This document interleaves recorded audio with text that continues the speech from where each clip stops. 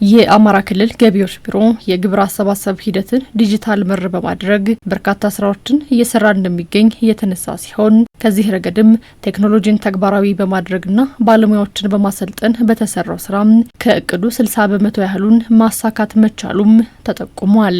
የአማራ ክልል መንግስት በጀት መድቦ ራሱን የቻለ ለአማራ ክልል የሚያገለግል ብሎም ለሌሎቹም ወንድሞቻችን ሊወስዱት ሊጠቀሙበት የሚችል ቴክኖሎጂ ከባህር ዳር ዩኒቨርሲቲ ጋር አስለምተን ወደ ተግባር ገብተናል። ቴክኖሎጂን በመፍጠር ብቻ ሳይሆን ባለሙያዎችን አግሬሲቭሊ ወደ 2339 የሚሆኑ ሰልጣኞችን በአራት ቦታ ላይ በባህር ዳር ዩኒቨርሲቲ በአማራ ክልል ስቴት ዩኒቨርሲቲ በጎንደር ላይ ደግሞ የጎንደር ዩኒቨርሲቲ በሸዋና እዛ አካባቢ ያሉትን ደግሞ በደብረ ብርሃን ዩኒቨርሲቲ ወሎና አጠቃላይ እዛ አካባቢ ያለውን ደግሞ በወሎ ዩኒቨርሲቲ ስልጠና ሰጥተናል። ባለሙያዎቻችንን አስታጥቀናል። ከ470 ሺህ በላይ ግብር ከፋይን የያዘው የአማራ ክልል ኢኮኖሚ የገቢ ግብር አሰባሰብ ሂደቱን የሚያሳልጡና የሚያቀሉ አሰራሮችን ተግባራዊ ለማድረግ እየተሰራ እንደሚገኝ ተነስቷል።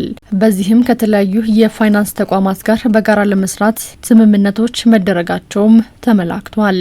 አሁን ያደረግነው ቴክኖሎጂ ለግብር ከፋዮቻችን ቴክስት ይልካል። ቴክስት ልኮ የሚጠበቅበት ግብር መጠን ታክስ መጠን ይሄን ያክል ነው፣ ወቅቱ ይሄ ነው፣ ከቅጣትና ወለድ ነፃ እንድትሆን በዚህ ወቅት ክፈል ብሎ ቴክስት ይልካል። ቴክስት እንደደረሰው ኢሚዲየትሊ መርጦ አሁን እንደተፈራረም ነው ኤምፔሳ ኢትዮጵያን መርጦ ሌሎችንም መርጦ የሚልክበት እድል አለ ማለት ነው። ስለዚህ ዲጂታል ሶሳይቲ የመፍጠር ሂደታችን በክልላችን በሌሎች ተቋማትም አለ።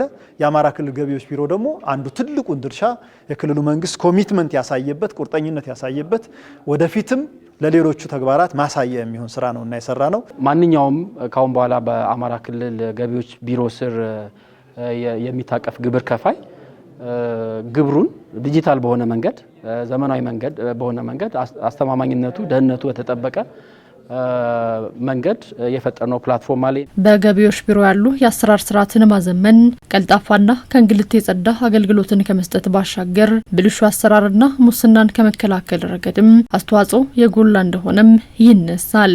ከዚህ ረገድም የአማራ ክልል ገቢዎች ቢሮም ተግባራዊ እያደረገ የሚገኘው የዲጂታል ገቢ ግብር አሰባሰብ ዘዴም የነበሩ ብልሹ አሰራሮችን ከመቅረፍ ረገድም ሚናቸው የጎላ እንደሚሆን ታምኖበታል።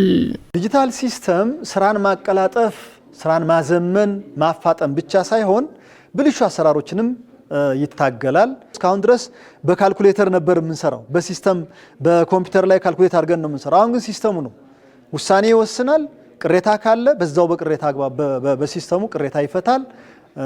እሱ ብቻ አይደለም የውሳኔ ማስታወቂያም ፕሪንት አውት ተደርጎ የሚሰጠው ከዛው ከሲስተሙ ነው ማለት ነው። የሚቀነስ የሚቀየር ዴሊት የሚሆን ወይም ሚኒማይዝ የሚሆን ነገር የለውም። ስለዚህ ይሄ ሞር የብልሹ አሰራሮችንም ይቀርፋል፣ ስራንም ያሳልጣል። እስከዛሬ በአብዛኛው ግብር እየተሰበሰበ የነበረው በማኑዋል በሆነ መንገድ እንደሆነ እናውቃለን። እሱ በራሱ ይዞት የሚመጣው የተለያዩ ሪስኮች አሉ። የሴኩሪቲ ሪስክ ሊሆን ይችላል።